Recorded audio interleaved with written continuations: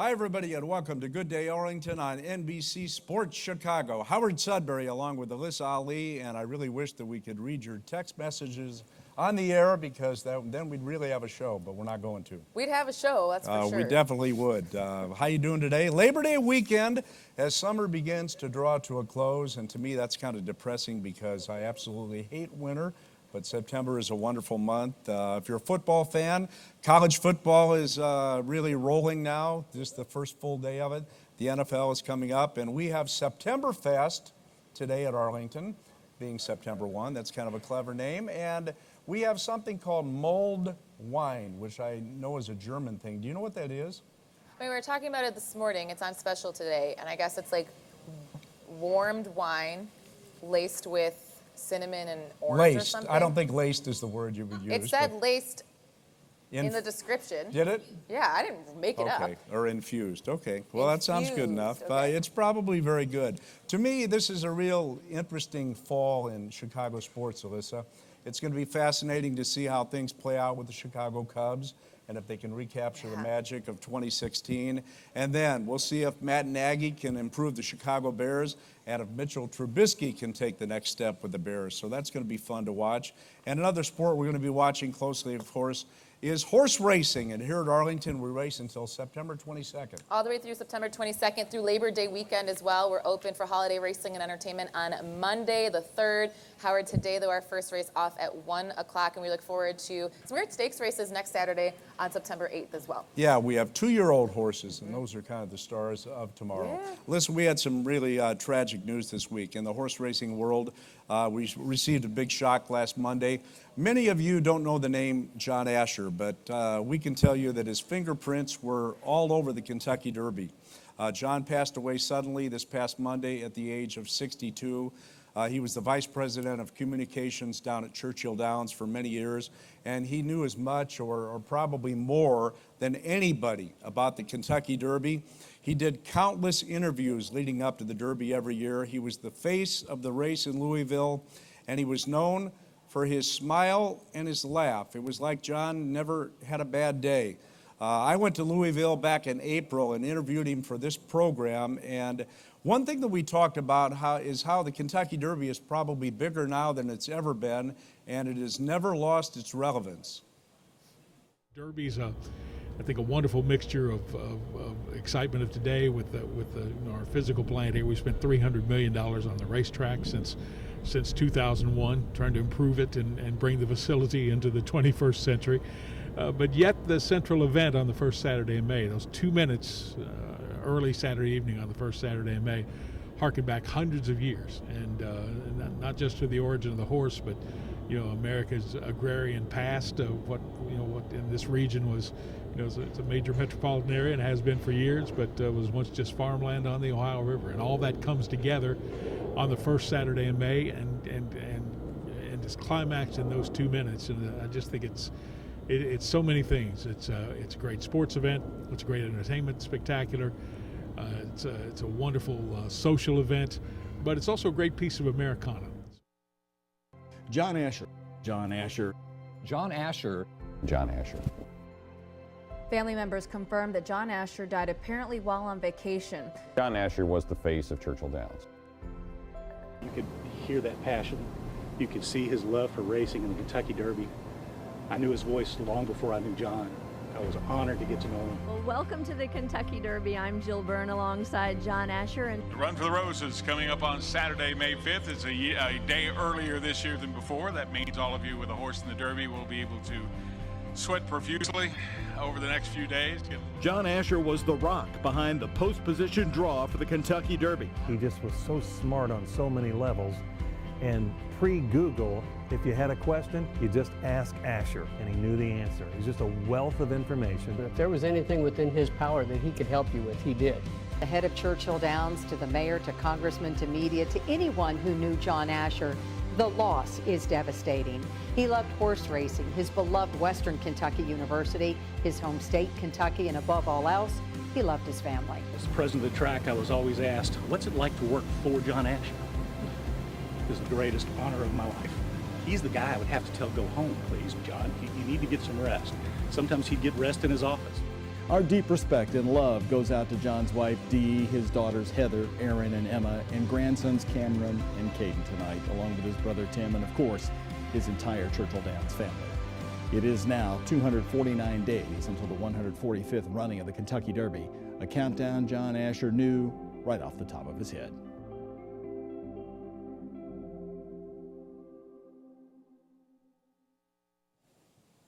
And so the Kentucky Derby will go on the first Saturday in May every year, but it won't quite be the same without John Asher. Condolences to his family and to his countless friends. John Asher passed away at the age of 62. And now, as we always do on this program, we check out the sports scene. The Cubs lose last night, couldn't get the offense going. The White Sox win. And here is ESPN 1000's Fred Hubner with an update. The Cubs offense was missing in action again as they got just one run on a Javi Baez homer, his 29th of the season, and fell to the Phillies 2-1 in 10 innings. As Rubel Cabrera with a solo home run off Steve Cishek to win it. Cubs left 10 men on base, went just 1 for 7 with runners in scoring position. Jose Quintana with a nice 6-inning outing, allowing just a run on 3 hits. Kyle Hendricks starts tonight. Cubs leading the NL Central down to 3.5 as the Cardinals beat the Reds 12-5. Milwaukee 4 games back with a 4-1 win over the Nationals. On the south side for the second straight start at Guaranteed Rate Field, the Rains shortened a Michael Kopech outing. The Sox youngster went 3 shutout innings, allowing just 1 hit before the Rains came. Sox eventually beating Boston 6-1. Moncada and Davidson with home runs. Carlos Rodon faces the Red Sox tonight. College football, Wisconsin beat Western Kentucky 34-3. Today, the first full Saturday of college games. Illinois hosting Kent State, Northern Illinois at Iowa, Eastern Illinois at Arkansas, while Notre Dame plays host to Michigan this evening. From the ESPN 1000 Sports Desk, I'm Fred Hubner. Yeah, last night there was a party in the park after dark here at Arlington. It was dry as can be, but it was pouring on the south side. But I think that it kind of caught up with us overnight. Alyssa, the weather in a word. Yeah, we're getting our share. It's weather in a word is bad. Yeah, that's one of them that you could use. Say anything inappropriate? Something cloudy, inappropriate. Cloudy, there's another word. Cloudy with a chance of rain this afternoon. Well, we'll make it. That's Chicago, isn't it? We're going to take a break right now on Good Day Arlington. Don't miss out on one of the many events still to come at Arlington this season. And one of the best is Benny's Taste at the Track wine tasting on September 8th. It's very popular, hundreds of wines to taste, great food, fast horses, Benny's Taste at the Track. And this portion of Good Day Arlington is brought to you by Tito's Handmade Vodka, the preferred vodka of Arlington International Racecourse. And up next, our guest, Pamela Flanagan, a skilled polo player and spokesperson and sometimes model for the US Polo Association.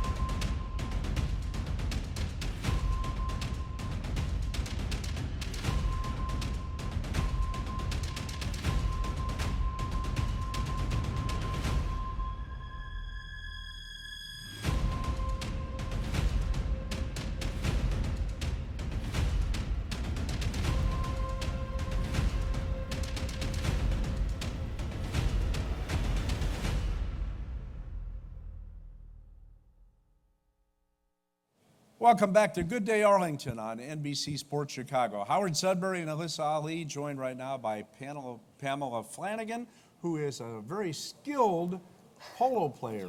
And I guess the first natural question that I would have, I don't know if it's natural, but my first question is, in reading about you, you came from a family of attorneys.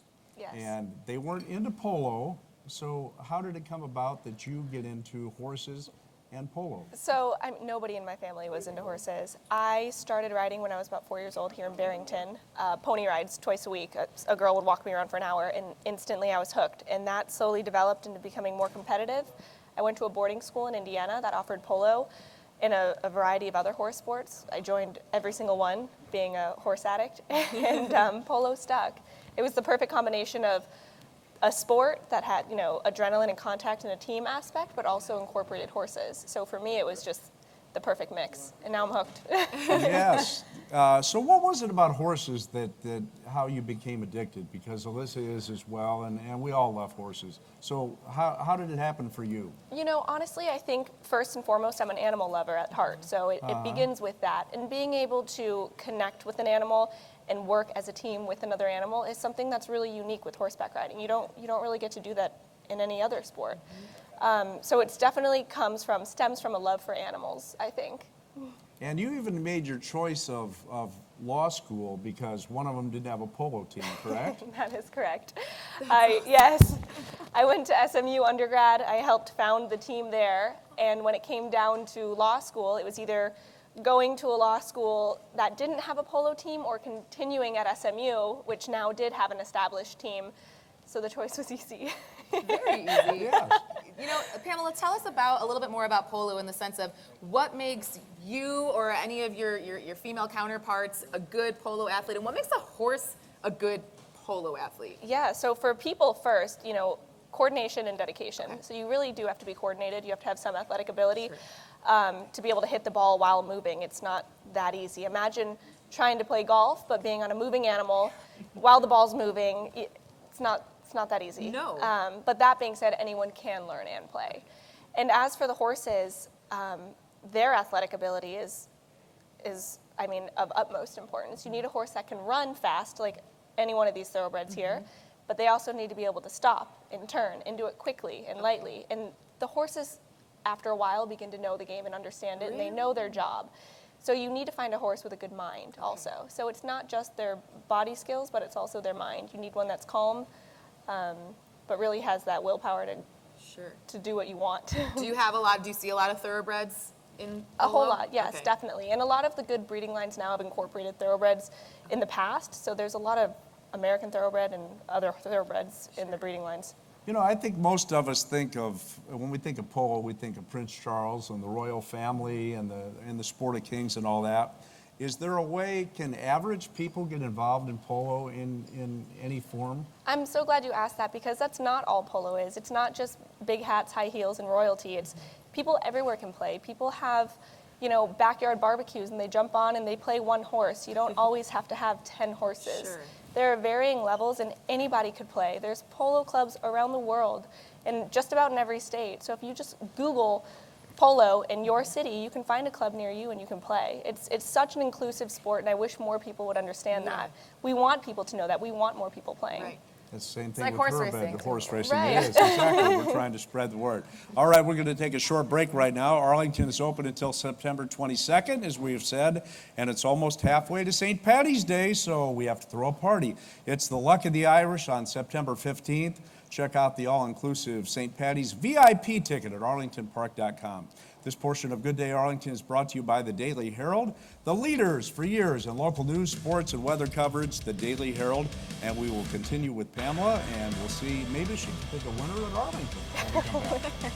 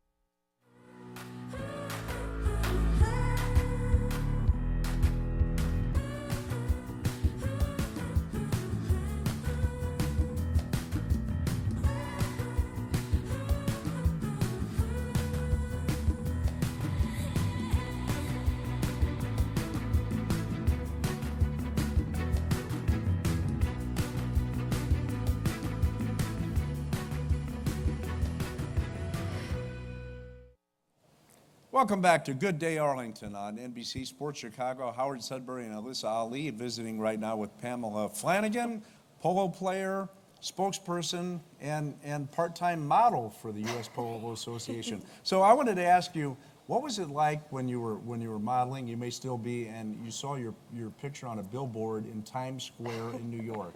That's got to be mind-blowing.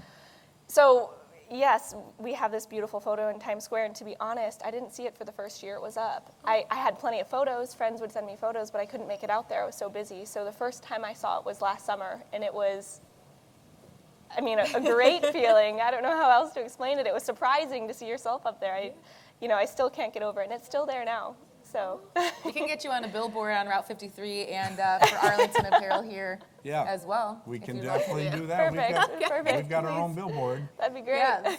And we've been up there. I don't know if I have. Don't you? No, I don't know. I don't See that? So how did you feel, right? It was spectacular. I never saw it. What happened? Nothing. Besides the modeling portion, though, Pamela, you're very passionate, obviously, about the horse, obviously about the sport, but tell us about how you second career these horses. You rescue some horses and teach them polo. Tell us about kind of the importance of doing that for yourself as well. I mean, for me, again, like I said, the root of all this is a love for animals. So a few years ago, I found a horse online. I wanted to have a project horse. I wanted to make a horse a polo horse.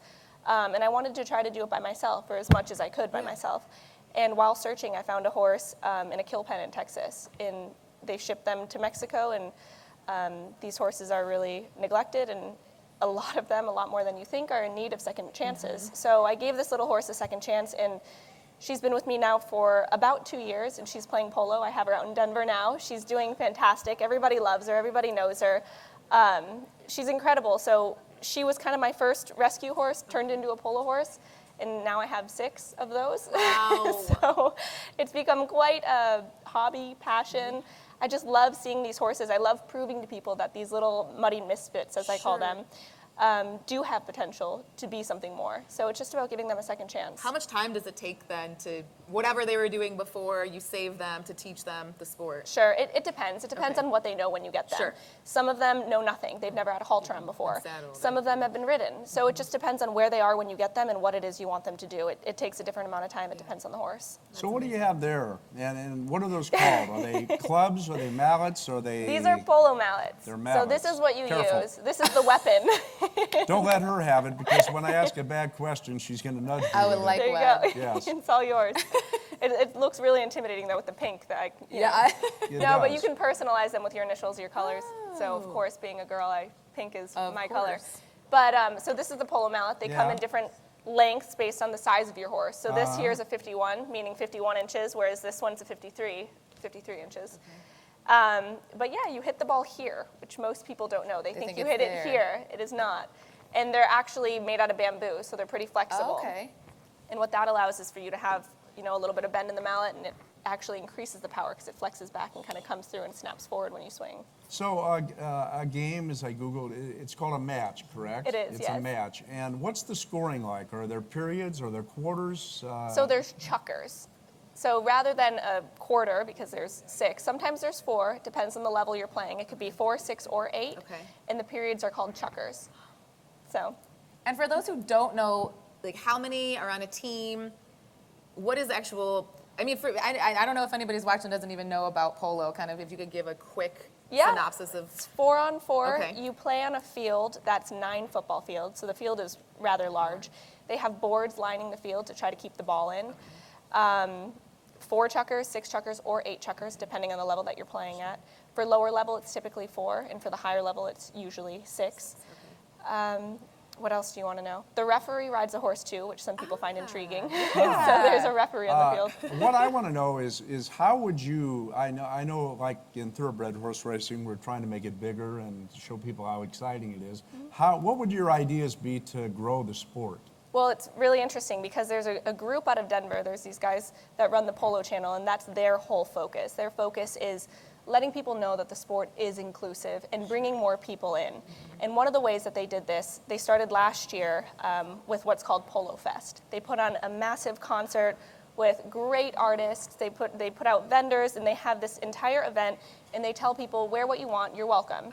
So people come for the music, they come for the food, they come for the venue, just to be outdoors. Sure. And while there, they get turned on to polo, and they absolutely love it. We just had it last weekend in Denver for the second year. It was a huge success. And by doing that, you bring in new blood, you bring in new people, and they happen to love polo because it's there. Right. So hopefully that'll start generating more interest and getting more people in the Denver area and around the U.S. I have an idea. Let people bet on it, like we do here. I mean, that would be interesting. That would be an interesting way to go. That would be very interesting. Yeah. I guess you'd have to bet on the team, not the horse or the jockey. Yeah, that's You true. probably would. Well, Pamela, thanks a lot. Your passion certainly comes through. Congratulations on all you've accomplished. Thank you. We thank you for being a guest on Good Day Arlington. Thank you. Thank you for having me. Pamela Flanagan. And Good Day Arlington is brought to you in part by International Hair Designs, a full-service salon for the whole family. International Hair Designs in Lake Zurich. And up next, how children see their artwork come to life out on the racetrack right here at Arlington as Good Day Arlington continues.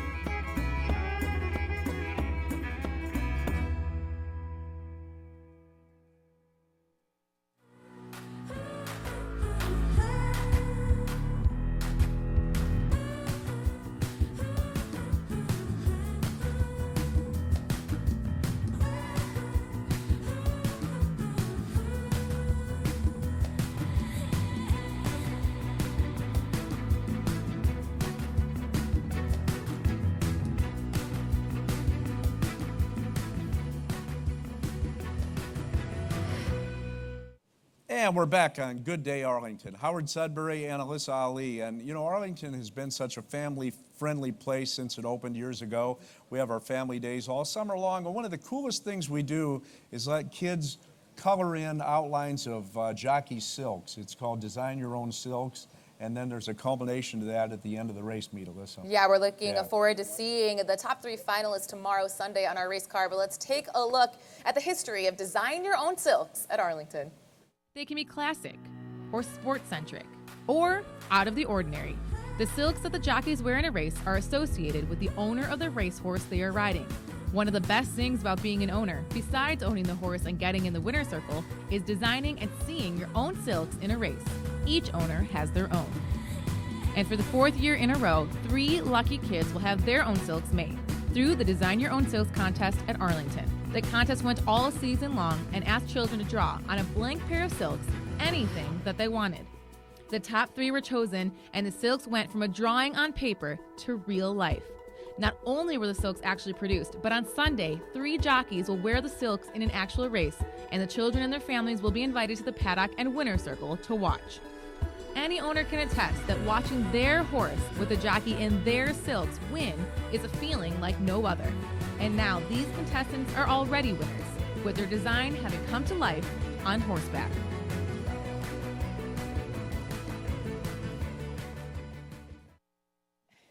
So now I'm actually wearing, Howard, one of the top 3 that were chosen. As you saw in the piece tomorrow, these will actually be worn by jockeys. Race number 6 tomorrow, and the kids themselves will be wearing the silks, and it's a lot of fun. And that's one of the best parts about being an owner is designing your own silks, seeing them on the racetrack, and then hopefully seeing them in the winner's circle. So is there a little I've never worn silks before. How are you ready? Are they tight? It's a little tight in the neck. It's a little tight in the neck. You know, there's no... But I'm also bigger than a jockey, so.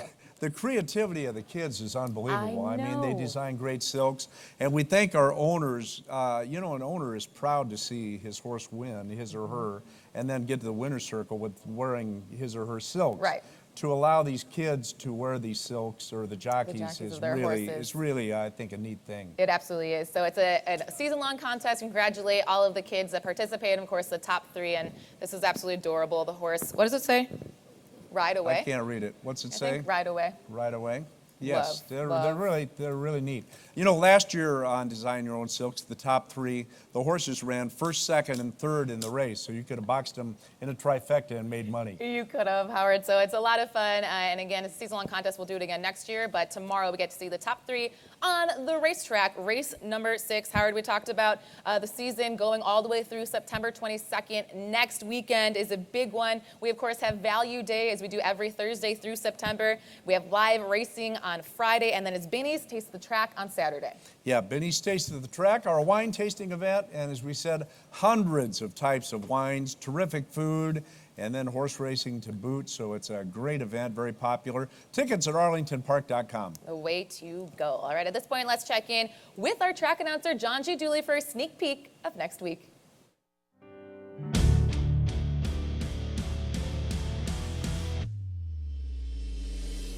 Cheers, Alyssa. Next week on Good Day Arlington, you and Howard will be joined by Coach Steve McLean from the UIC Athletic Department. Back to you.